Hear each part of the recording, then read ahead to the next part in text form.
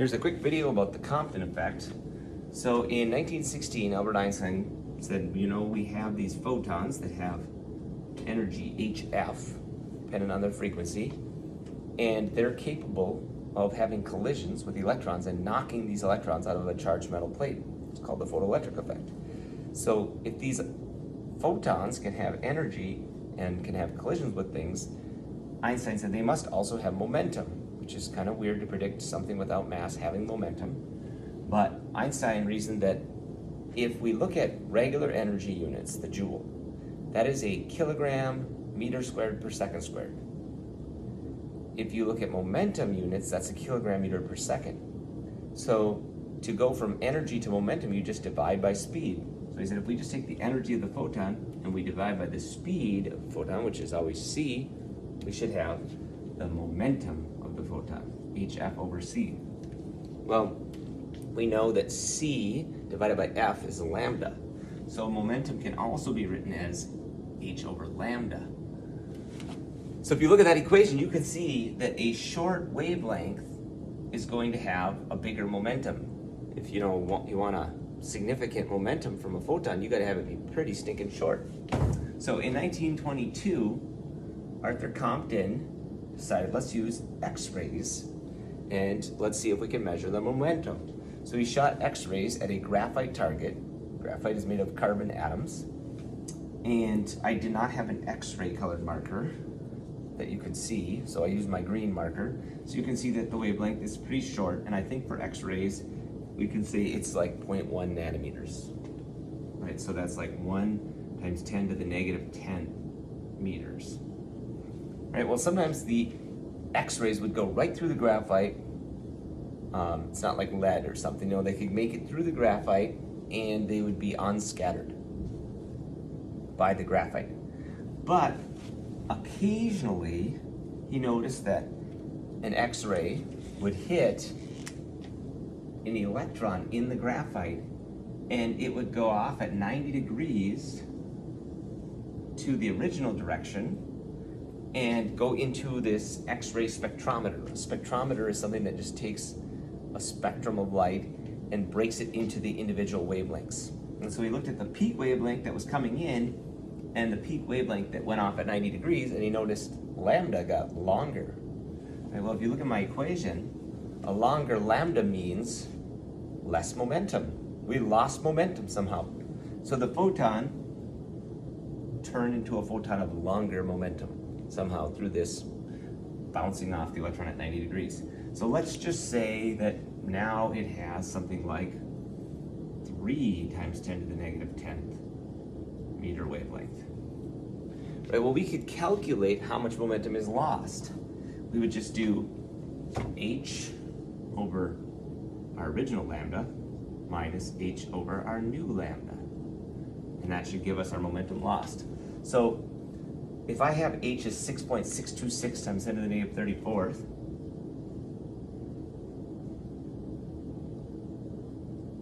and I divide that by 1 times 10 to the negative 10th, I get 6 times 10 to the negative 24th. That's our original momentum in kilogram meters per second. It's a very small amount of momentum because we're talking about an individual photon here. And then I would minus from that 6.626 divided by 3 times 10 to the negative 10th. And that is going to be about somewhere like 2 times 10 to the negative 24th. Right, so we lost 4 times 10 to the negative 24th kilogram meters per second of momentum. Well, Compton predicted, where did that momentum go? The electron got knocked out of the metal out of the graphite with that momentum. And in a later experiment, they were actually able to measure the electron's momentum and find out that the missing momentum, and this is actually a 2D collision, so the angle matters, but the missing momentum went to the electron that was knocked out by the Compton effect. So photons do have momentum and they can have their momentum shifted in collisions. Now you might think, well, do the photons slow down? No, light can't slow down. It has to go c, speed of light. So the way that you notice a shift in momentum is for the wavelength to get longer. right? So the little difference between the Compton effect and the photoelectric effect is the photoelectric effect, the photon comes in and hits a charged plate of metal, knocks out the electron, and now the photon no longer exists. It gave all of its energy to that electron minus the work function to get it out of the metal. Here, the photon gives momentum to the electron, but it continues to exist as just a longer wavelength photon with less momentum, the Compton effect. Right, in the next year, 1923, French physicist Louis Victor de Broglie, it might be pronounced de Broglie if you're French, but I'll say de Broglie, said if photons have momentum that is somehow related to their wavelength, then all matter, electrons, all matter must have a wavelength that corresponds to their momentum. He just basically took the equation and flipped it. So instead of saying P equals h over lambda, momentum is h divided by wavelength, he said lambda is h divided by P. Now for most purposes, we're going to use mass times velocity to calculate momentum. So if you know something's mass and velocity, you know its momentum, so you can just do h over mv, and you will get the wavelength, right? So if you try this for objects, like everyday objects, like a baseball, you're going to notice that the wavelength is extremely small, right? If you take h, which is a very small number, and you divide it by the mass of a baseball, let's say 0.15 kilograms, and the speed of a baseball, we'll say 40 meters per second. I'll use my calculator for this one. 0.15 times 40 is 6. So if I divide by 6, you get 1.1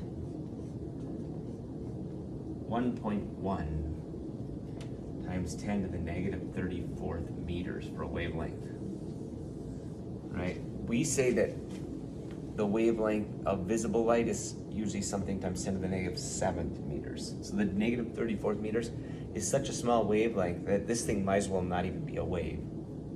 We can't appreciate any of its wave qualities if it has that small of a wavelength. So to say that a baseball traveling through the air with momentum has a wavelength is kind of not practical. But if you look at something like an electron, which has a very small mass, now you actually start to notice that the wavelength is something we could probably measure. So our electrons have a mass of 9.11 times 10 to the negative 31st, and they move a little faster, let's say 100,000 meters per second. The speed an electron moves at depends on the voltage that you push it with, right? We already kind of talked about stopping potential. So if you do QV, that's the energy that you're pushing with, charge times voltage, you can set that equal to 1/2 mv squared. There's some problems where you can actually calculate the speed, but I think 100,000 is a reasonable speed for an electron moving in like a old tube TV or something. So let's do 9.11 times 10 to the negative 31st times 100,000. So the momentum of our electron is 9 times 10 to the negative 26th kilogram meters per second. So if I take 6.626 times 10 to the negative 34th, h, and I divide by that momentum, I get 7.27 times 10 to the negative 9th.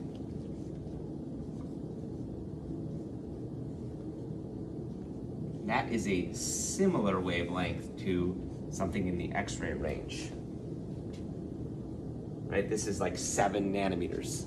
Now visible light we said was like 700 nanometers, so about 100 times longer than this. This is shorter, the visible light, but it would be something similar to what's in the X-ray region, or maybe this is, yeah, I think that's probably an X-ray, it's not UV, because it's too short for UV.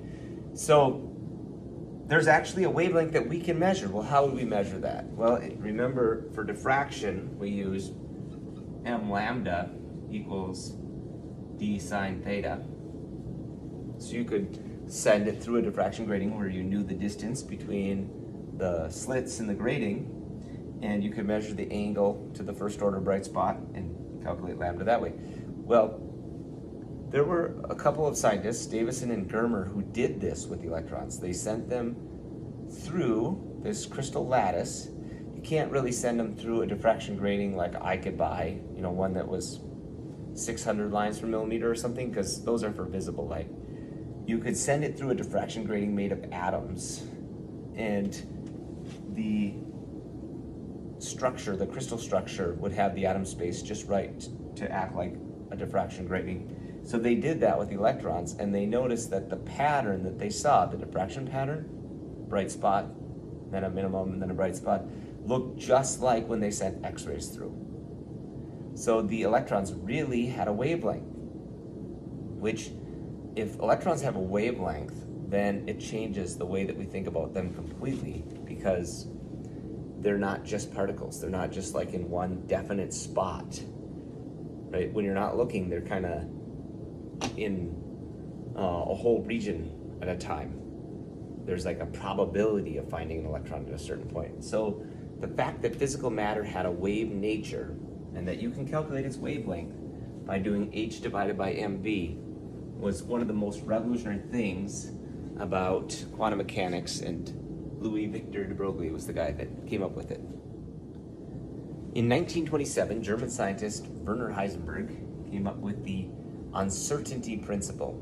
He said if we're going to view physical matter as having a wave nature, like electrons have a wavelength, it can be described as a wave, then there is some built-in uncertainty in what we can know about them. So his equation says that the uncertainty about their position times the uncertainty about their momentum must be greater than or equal to h over 4 pi. That's a pretty small number, but when we're dealing with something like electrons, it actually affects what we can know about them. So let me show you why. If we know the wavelength of the wave that's describing an electron, we can just use our new equation, h over lambda, and we'll know its momentum. Right? So if we exactly know the wavelength, we exactly know the momentum. But if we know the momentum with a great deal of certainty, since this is a wave, we don't really know anything about the position of the electron. We're describing it completely as a wave. What we need to do if we want to get more certain about the position is we need to add more waves, right? So maybe here's a different wave, a different wavelength, and if we add these together, what you're going to see happens is where crests line up with crests, we're going to get a spike, and where they don't line up, we're going to get nothing. So we might have a spike right here, and then nothing, and then maybe over here another spike, right? This little wave packet is a quantum object. And now we have a pretty good certainty about the position of the electron. But we have lost some certainty about its momentum because we have different wavelengths that we're combining that all represent different momentums. Right? I know that's kind of confusing, but this is the limitation because we're thinking of matter as having a wavelength. And it does come into play with electrons. Right? Another way that sometimes I've heard the uncertainty principle described is just in trying to measure something like an electron. Right? If I was looking for a ping pong ball in a dark room, let's say that I was fumbling around with like a broom handle trying to look for it, I would be just feeling around until I touched it, but then in the process of touching it, I might move it. Well, when we're looking for electrons, we're not going to use a broom handle, we're going to use photons. If I shoot a photon at the electron, and let's say that it's kind of a little bit longer photon, then I'm going to lose some certainty about the position of the electron. When that photon reflects back to me, it's going to be diffracted slightly because it's kind of a long photon, so we'll lose some certainty. If I decide I want more certainty about its position, I'm going to use a shorter wavelength photon. But then that's going to have higher momentum, and it will give me some uncertainty about the momentum of the electron because the photon will give some momentum to that electron in the process of measuring it. So there's really no way that we can know with certainty less than h over 4 pi the position and the momentum of an electron. There is a second equation that's related to this, very similar, where instead of position and momentum, we talk about energy and time. And I think we've all experienced something like this, where you pull up to a stoplight and you are looking at someone's turn signal and your turn signal, and you think they're synchronized, right? Because they blinked together once. Well, to get more certainty about it, you would need more time. The longer you watch it, you can tell, are they really synchronized or not, right? So with more time, you can have a greater certainty about whether things are synchronized. There's a time trade-off in just about everything in physics. So as we get less certain about when an event occurred in time, we can be more certain about the energy. If we know the event occurred exactly at this time, then we know less about the energy. So all these trade-offs are kind of some of the weird consequences of saying physical matter has a wave nature. As a quick demonstration of the uncertainty principle, I have a single slit grating, and you can see that the slits get narrower and narrower. If I shoot my green laser through these slits, as I go to the narrower slits, we have more certainty about the position of the photons, and so we will get less certainty about their momentum, which will make the beam spread out, because the certainty in the x direction about the momentum will go less and less.